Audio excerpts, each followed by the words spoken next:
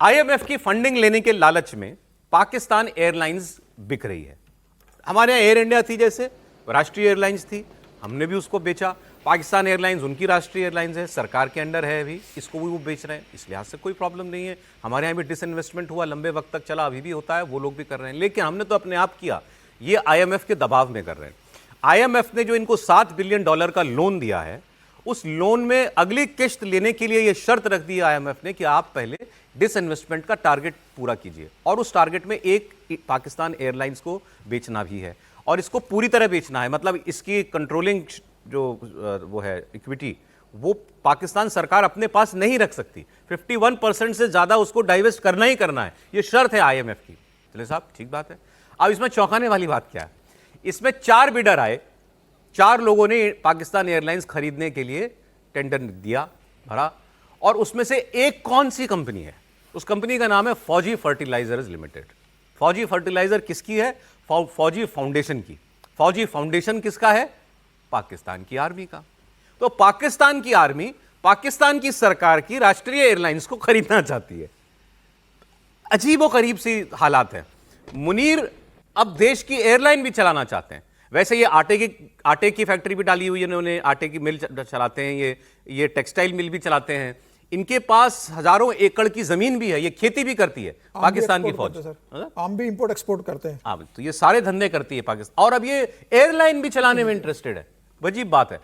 शर्त ये थी आईएमएफ की कि 51% से 100% तक की हिस्सेदारी का विनिवेश करना होगा। 4 कंपनियां जो प्री क्वालिफाई हुई हैं, जिसमें एक फौजी फर्टिलाइजर है, ये वो कंपनी है जिसके क्वार्टर मास्टर जनरल की नियुक्ति मुनीर करता है। मतलब उसके बोर्ड में जो लोग बैठते हैं फौजी फाउंडेशन के, उसकी नियुक्ति आसिम मुनीर, आर्मी चीफ, करता है। तो डायरेक्ट कंट्रोल है इस पर आर्मी चीफ का, और अब उसने बिड भी कर दिया है इसके लिए। बिल्कुल, ये बता रहा है कि पाकिस्तान की हालत क्या है। बस 7 बिलियन का जो लोन आईएमएफ का लोन है, उसके लिए इनको आपको बेचना पड़ेगा। और 23 दिसंबर की तारीख मुकर्रर की इन्होंने इसको ऑक्शन के लिए। लेकिन ये बता रहा है कि पाकिस्तान किस गर्त में चला गया, और पाकिस्तान के पास आपको दूसरा ऑप्शन नहीं बचा। लोगों से भीख मांग मांग कर अभी तक काम चलाते रहे, कोई लोन के किस्से चुकाते रहे। अब दुनिया के दूसरे देशों ने लोन देने से भी मना कर दिया। और जब पाकिस्तान का प्रधानमंत्री यह कहे कि आप हमको लोन मत दीजिए, हमको दान दीजिए, आप दे के हमको भूल जाइए, तो फिर कौन आपको दान देगा? तो जब पाकिस्तान का प्रधानमंत्री स्टेज पर चला जाए कि भाई आप दान दे के भूल जाओ, तो किसी से उनको पैसा मिल नहीं रहा, तो अब वो अपने एयरलाइंस को बेचने निकल रहे हैं। और इसके अलावा तो ये भी कहा जा रहा है कि फॉरेन में जो पाकिस्तान की जो प्रॉपर्टीज है, प्राइम प्रॉपर्टीज है, सेकंड फेज में उसको भी बेचा जाएगा। कोई लंदन में, अमेरिका में और बाकी विदेशों में जो पाकिस्तान की प्रॉपर्टीज है सरकार की, उसका भी ऑक्शन पाकिस्तान की सरकार इस एयरलाइंस के बाद करने वाली है।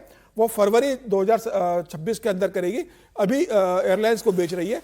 तो मुझे लग रहा है कि अब पाकिस्तान के अंदर बेचने का, खरीदने का खेल शुरू हो गया है। सर, वैसे तो अगर ये आईएमएफ $7 बिलियन दे रहा है ना, वो उससे ज्यादा तो इनको, उससे बहुत ज्यादा ये अपने जनरलों की संपत्तियां उनकी जांच करा लें, और ये शरीफ खानदान की और भुट्टो खानदान की संपत्तियों की जांच करा लें, उससे ज्यादा ही निकलेगा। वो ठीक है, लेकिन अब इतना टुकड़ों में बेचने से बेहतर है कि शरीफ बंधु कह दे कि भाई पाकिस्तान को हम एक बार में बेच देते हैं, एक बार पाकिस्तान की बोली लगा दे, बिल्कुल प्लॉट निकाल दो इसमें। और ये एयरलाइन के बारे में आपको बता दूं, इस एयरलाइन को यूरोपियन यूनियन, यूके, अमेरिका तीनों एक वक्त पर बैन कर चुके हैं कि हमारे देश में पाकिस्तान एयरलाइंस का जहाज नहीं आएगा। पिछले साल पाकिस्तान एयरलाइंस के पास केवल 16 जहाज बचे थे। और 2020 में एक बहुत बड़ा स्कैंडल हुआ था, जब यह पता लगा कि पाकिस्तान एयरलाइंस के 30% पायलटों के लाइसेंस फर्जी थे। उसके बाद इन देशों ने बैन लगाया था। तो फर्जी लाइसेंस पर तो पायलट जहाज उड़ा रहा था वहां पे। सर, ऐसा है, कितने में बिकेगी देखते हैं।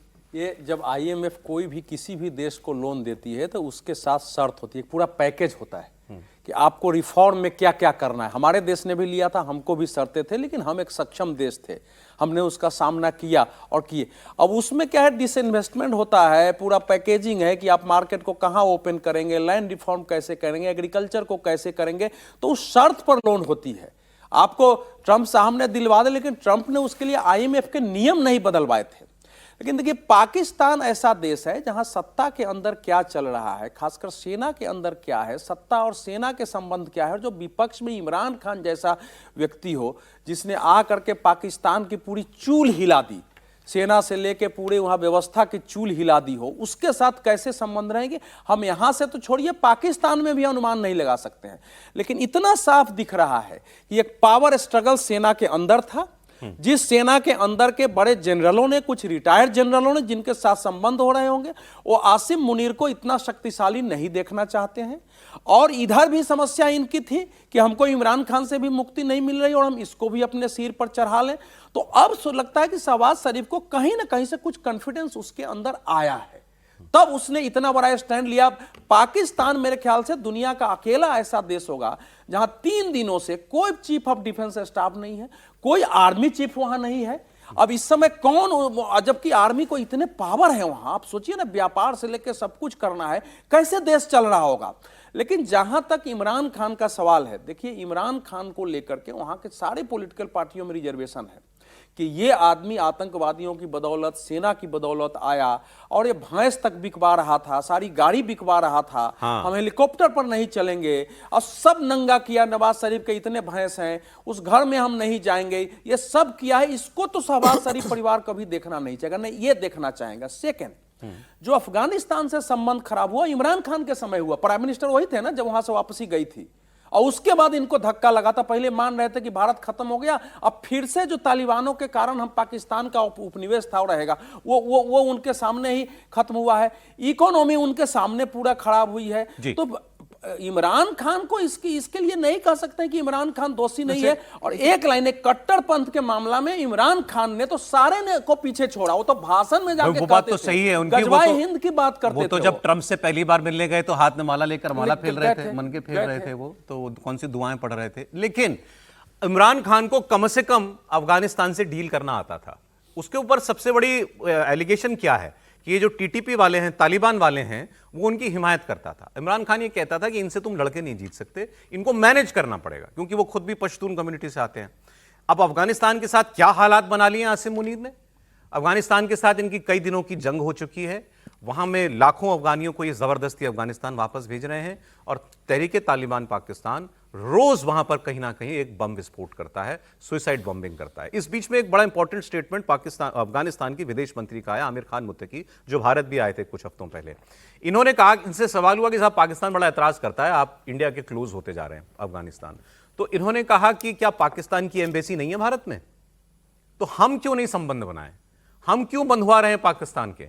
अगर मैं इंडिया गया तो इसके बाद पाकिस्तान ने हम पर हमले शुरू कर दिए, हमारे संबंध इस वजह अफगानिस्तान को के ऊपर हमला वो इसलिए करता है कि हम भारत से रिश्ते रख रहे हैं, तो पहले तो रिश्ते पाकिस्तान खत्म करें, अपनी एम्बेसी बंद कर दें।